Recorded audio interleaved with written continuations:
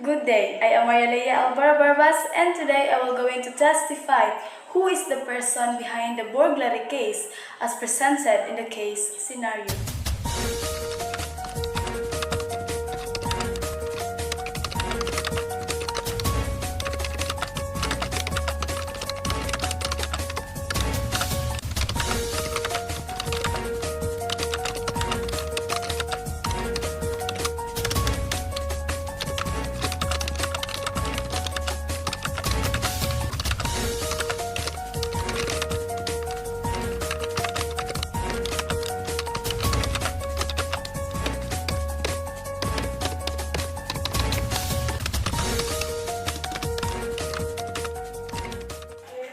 Your Honor, today is for the initial presentation of evidence.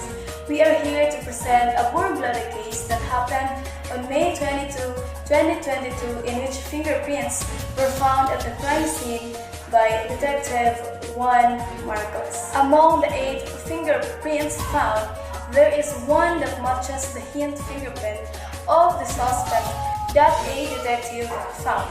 Suspect 1 is a loop-type pattern with a ridge gap of 4 and bifurcation for delta. This specification of a suspect 1 is a match to the hint fingerprint.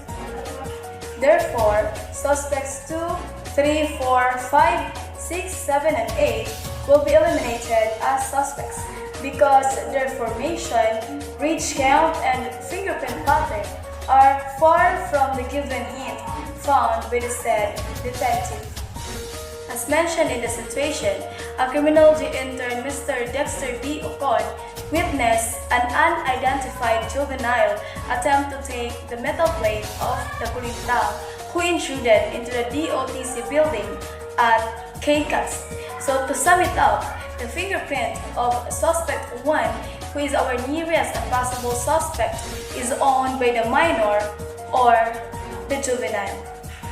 There are 8 fingerprints found with different characteristics, including suspect 1, which is a loop-type pattern with a ridge count of 4 and a delta which form of bifurcation. Suspect 2 is a plain whirl. Suspects 3, 4, and 5 are loop-type patterns with different formations and characteristics. Suspect 6 is a plain whirl, and suspects 7 and 8 are loop-type patterns. So as we observe, they are different in character. The 8 fingerprints were possibly owned by only 4 people with a unique fingerprint pattern and on different sides like left and right. It is possible.